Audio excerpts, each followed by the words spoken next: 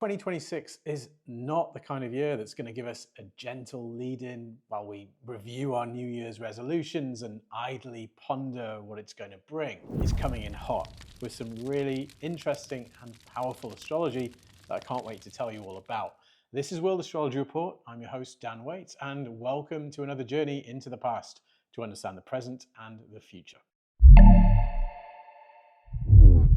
In last month's forecast, I talked about how a lot of the astrology in early December 2025 was going to foreshadow events that come later in 2026. And so that first week of that month actually gave us some strong hints of where things are about to go.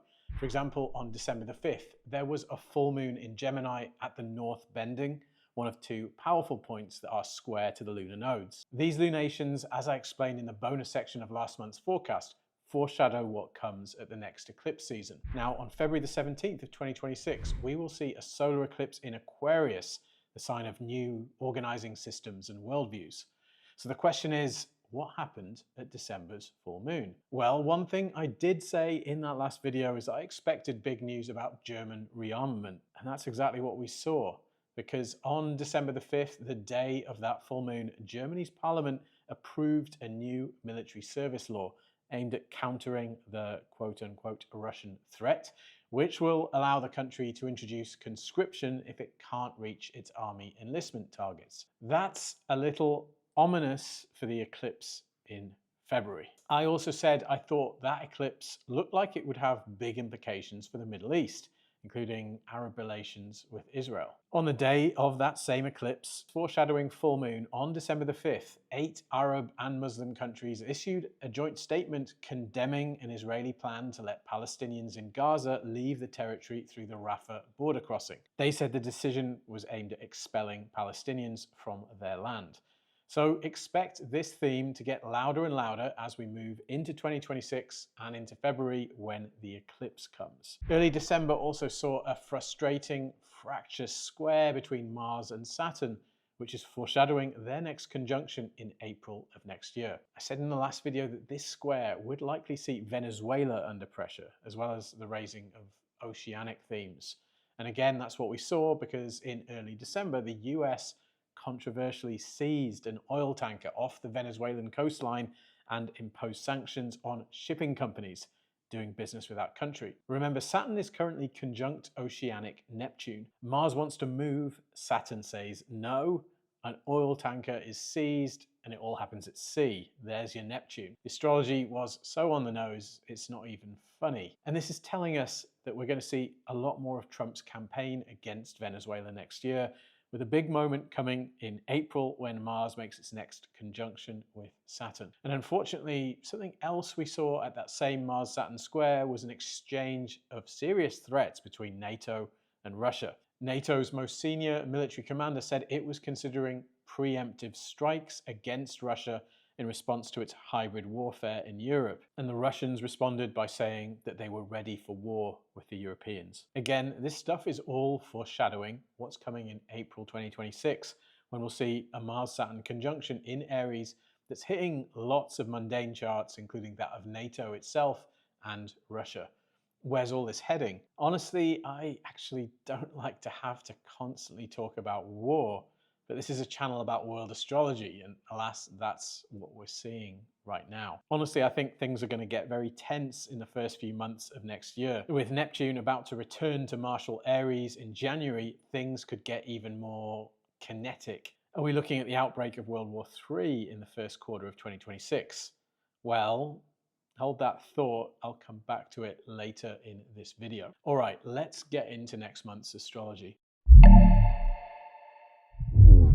Friends, please click the like button and subscribe to the channel if you haven't already. It really helps this channel. All right, 2026 begins with some remarkable astrology, a triple conjunction of the Sun, Mars, and Venus in Capricorn, opposing Jupiter in Cancer.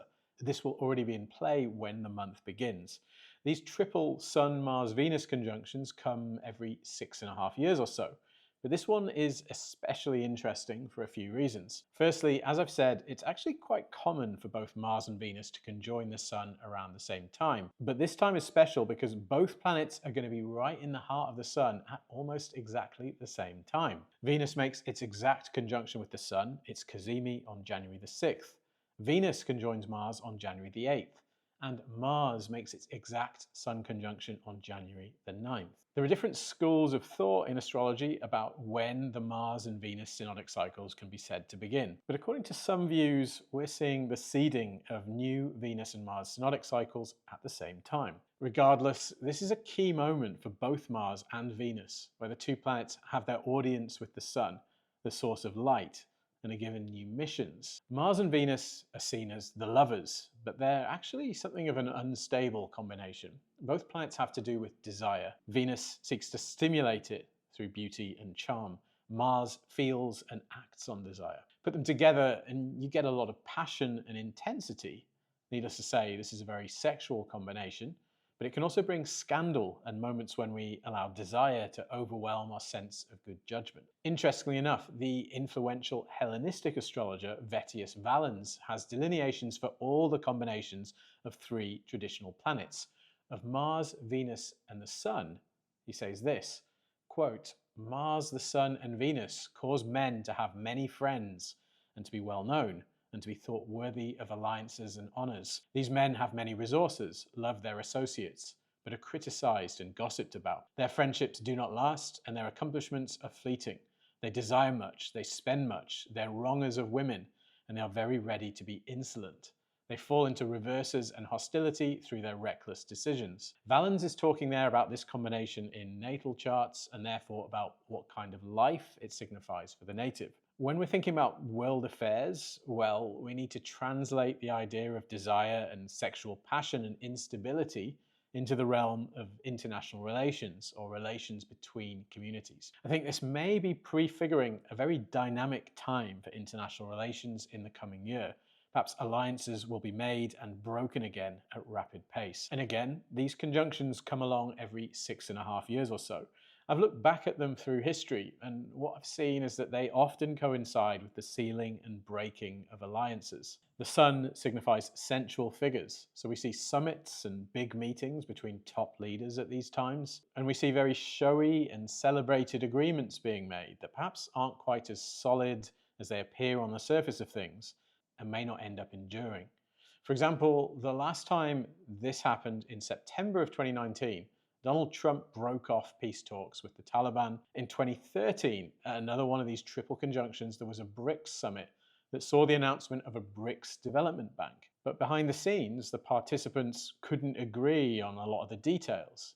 Nevertheless, they made a big announcement that the bank was coming. Oh, and there was one of these in 1994, when there was a summit between Bill Clinton and Boris Yeltsin, when the pair agreed on the so-called Partnership for Peace. That ended up being something of a raw deal for Russia. So be on the lookout for summits and meetings between leaders and the sealing and breaking of alliances or agreements around this time. But there are more interesting things going on with this triple conjunction. When Venus and Mars make their exact Sun conjunctions, the three planets will be in quite a close opposition to Jupiter in Cancer, which is likely to inflate this event and make it more significant than it otherwise would be. And here's what I find really interesting. The triple conjunction is going exact around January the 9th and 10th at 18 and 19 degrees of Capricorn. And this is a very important point in the zodiac right now, because those are the degrees of the last conjunctions of Uranus and Neptune back in 1993.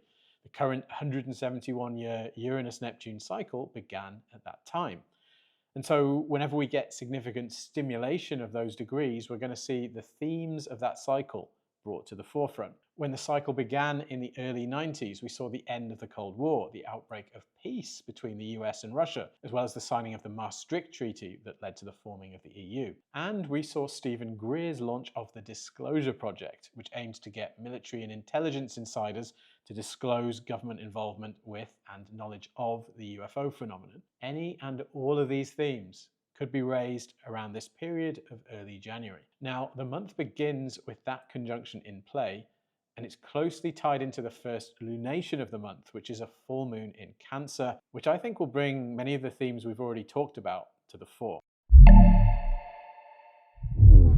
On January the 3rd, we'll see a full moon at 13 degrees of Cancer.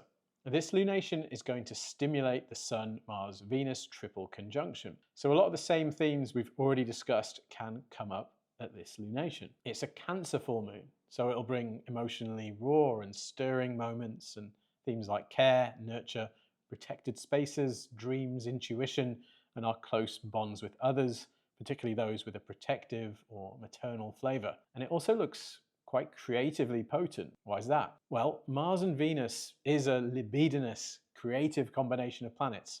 And this full moon will be conjunct the asteroid Musa, which represents the 9 muses of Greek myth. Artistic work will reach a moment of culmination or recognition here. I think this could also be something of a moment of truth for Keir Starmer's Labour government of the UK, which was elected with the Sun at 13 degrees of Cancer, the exact degree of the full moon. And this full moon also looks big for the United States. In the US Sibley chart, the Sun is at 13 degrees of Cancer, which is also the degree of this full moon. We could perhaps see peace negotiations between the US and Russia, perhaps even a meeting between Trump and Putin, or something about arms control or something of that kind. Whatever's announced at the time will likely receive a lot of fanfare, but it may also be somewhat unstable and receive a lot of criticism. And I think we could see more moves towards disclosure of government knowledge of UFOs around this time. That theme came up in the Uranus-Neptune conjunctional period in 1993. It's baked into this cycle. It seems to be reaching a new stage now with the Uranus-Neptune sextile and with the release of the film Age of Disclosure, and with Beatrice Villarroel's amazing work on transients in old photos of the sky. And there's one more astrological nugget suggesting we're going to see something interesting around UFOs at this time. The discovery chart of interstellar object 3I Atlas, timed for 5:15 AM UTC, has its angles at 15 degrees of the cardinal signs. It's midheaven, signifying what we know or are publicly told about it is at 15 degrees of Capricorn, a degree that the Sun, Mars and Venus will pass over around the 5th and 6th of January. My hunch is we're going to see some interesting developments involving 3I Atlas and potentially official announcements that relate to it around that time. All right, let's keep pushing on and talk about January's new moon. On January the 18th comes a new moon at 28 degrees of Capricorn. This looks like it'll represent a potent moment in time, given that there'll be 4 planets flanking that new moon. Mars and Mercury tightly conjunct in Capricorn, and Venus and Pluto conjunct in Aquarius. This moment will represent a new beginning in the Capricorn whole sign house of your natal chart, representing a part of your life in which themes like hard, determined work, responsibility, seniority, the past, and the building and climbing of institutions colours your life. This new moon takes place in the last 10 degrees of Capricorn, which is the 3rd decan. This decan has to do with seniority, mastery, and administrative power. So these themes will likely come up here in certain ways. But there's a lot going on in terms of the planets, so this is a pretty complex one to break down. The mercurial themes of speech, communication, exchange, and cleverness can also come up, but they'll have a martial competitive edge. Mars-Mercury combinations can bring clever and strategic action, clever argumentation, but also sharp words and criticism. The presence of Venus may serve to soften this and bring an artistic or human relations theme up here as well. And there's also a trine to this new moon from Uranus, the planet of sudden inspiration, authenticity, and technology, as well as a sextile from Saturn and Neptune. New moons are times when new impulses, dynamics, and possibilities reach us in embryonic form. And this is a particularly potent one, given all the planets gathered together around it. If you want to engage with this moon actively, then I'd say it's a good time to do some visioning work on new structures that you wish to build, particularly those aimed at managing and administering some area of life. With the trine from Uranus, it might be time to think about how you could use technology to take control of or manage some part of your life. All right, let's move on. This month is really a tale of 2 signs, Capricorn and Aquarius. All those planets in Capricorn will move into Aquarius, where they'll meet Pluto, the planet of transformation through crisis. January is named for Janus, the 2-faced Roman god of the threshold. One of Janus's faces looks forward and one looks back, And that's always the flavour of January, which is a month when, in much of the world, we're setting to work again after the holiday season. We're looking forward, but also still conscious of what we accomplished the previous year and what we'd like to change or do better. And this is reflected in the zodiac because it's in January that the sun crosses from Capricorn into Aquarius. Both of these signs are traditionally ruled by Saturn, but where earthy Capricorn is about established institutions and building on the past and what's already available to us, Aquarius is about envisioning the future and how it could differ from the past. That's going to be a big theme in January of 2026. It's going to be a month when we see stark juxtaposition between the old world and the new one struggling to be born. We've already seen that there'll be a stellium of planets in Capricorn through the first half of January. But from January the 17th, they'll start moving into Aquarius. First, Venus makes that transition, then the Sun follows on January the 20th, then Mercury later the same day, and then Mars on January the 23rd. At this time of year, we're in the middle of the winter season. In the Northern Hemisphere, light is steadily growing each day, but we're still in the depths of winter. We've already set to work again in Capricorn season, but now we start envisioning where we'd like things to go further down the line. Aquarius is about that vision of the future. There's also another division between Capricorn and Aquarius that has to do with the theme of walls and structures, which are Saturnian. Capricorn is about what's within the walls, with what's already been built or can be improved upon. Aquarius is more about what lies outside the walls in the world of the unknown. Aquarius is the sign of the visionary and the oddball inventor. Pluto is currently in Aquarius, signifying an empowerment of all things Aquarian. Last year, when the Sun conjoined Pluto in early Aquarius, Donald Trump was inaugurated with tech industry titans front and center. His administration is tightly allied and backed by tech titans like Peter Thiel, Elon Musk, Larry Ellison, and others. At that ceremony, the Sun illuminated the new power elite, Pluto. The last 10 days of January should see strong Aquarian themes in world events. Expect big news about technology, high-tech conflict, space-based activity, and the emerging multipolar world. This is a pretty big Aquarius stellium, but we've seen bigger ones in the past. And in the bonus section of this video, we look at the biggest of all, the Aquarius stellium and eclipse of February the 5th, 1962, when there were 7 planets in Aquarius. We'll answer the question, what happened then? What did that incredibly rare configuration mean for the world? Now, as the faster moving planets move into Aquarius, they all have to run the gauntlet of their conjunction with Pluto. On January the 20th, Venus conjoins Pluto, bringing intense and bracingly raw experiences into Venus's relational realm. On January the 23rd, Mercury conjoins Pluto, bringing a tendency towards obsession, manipulative language, and hunting for the truth in deep waters. And on January the 28th, Mars conjoins Pluto, a ferocious meeting of planets. We'll talk about that conjunction and the cycle it will initiate next. On January the 27th, amid this great Aquarius stellium, Mars will conjoin Pluto at 3 degrees of Aquarius, and so initiating a new Mars-Pluto synodic cycle. Mars-Pluto conjunctions combine Plutonian force with the martial urge to act, pursue desire, and compete. They often bring violence. Hades, the Greek equivalent of Pluto, was said to have a magical helmet that rendered the wearer invisible. And so these Mars-Pluto conjunctions can also bring acts of covert warfare. I think the great powers are basically already at war right now. It's just not a war that's being fought in the open. Now, among other things, the last Mars-Pluto cycle brought Russian-American competition in space and the cementing of an alliance between Russia and North Korea in the Ukraine conflict. I think the coming Mars-Pluto conjunction will have to do with Russia once again. I have several birth charts for Russia, and almost all of them have important placements in these early degrees of Aquarius. And guess what? One of the key charts for Ukraine has its descendant at 3 degrees of Aquarius, the exact degree of this conjunction.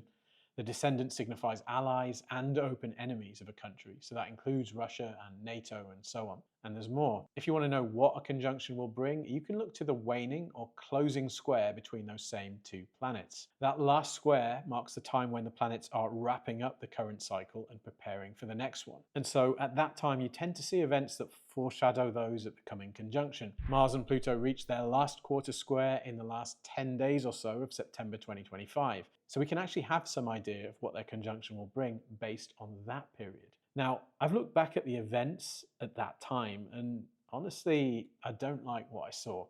On September the 24th, Ukrainian President Zelensky gave a speech at the UN asking for intervention in the war against Russia. A few days later, the former head of Britain's MI5 spy agency said Britain may already be at war with Russia. And the same day, Russian President Putin ordered 135,000 men to join the military, which was the largest autumn draft in Russia for 9 years. In other words, we saw a number of signs of the potential for the Ukraine war to expand and escalate. In case you weren't aware, this is a pro-peace channel. And so those signs point the way to the Mars-Pluto conjunction of late January. What's more, that conjunction is happening almost exactly as Neptune returns to Aries for good this time. Neptune re-enters Aries on January the 27th. Neptune signifies the collective mood, cultural trends, and the kind of people and ideas that capture the zeitgeist. Neptune in Aries promises a much more fiery, assertive, innovative, and daring collective mood, perhaps a kind of warrior ethos. It's coincided historically with bloody wars like the US Civil War and the War of the Spanish Succession. All this doesn't augur so well, in my opinion, and you have to consider the possibility that we're looking at the wider outbreak of conflict in Europe and Russia and beyond. Is World War III coming? Well, maybe. As I've said before, I'm not sure that term is helpful. I'm not sure that what comes will look anything like the previous world wars. What we are looking at is a renegotiation of the post-World War II settlement. I think it may be more like a kind of global civil war, if you can imagine such a thing. But there are still some reasons to think we're not staring down the barrel of Armageddon or anything like that.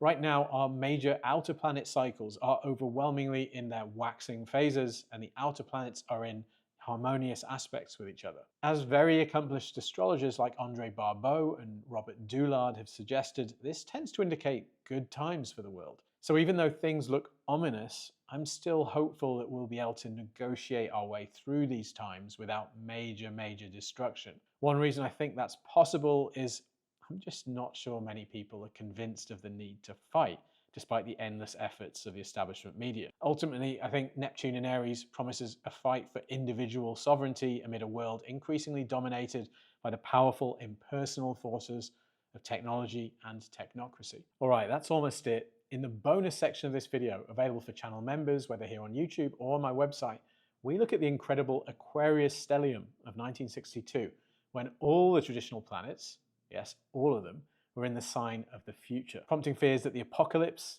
and the Antichrist were on the way. If you enjoyed this video and want to know more about what Neptune in Aries promises, then I suggest you watch this video that I made with Adam Ellenbass. Thanks for watching, and see you again on the channel soon.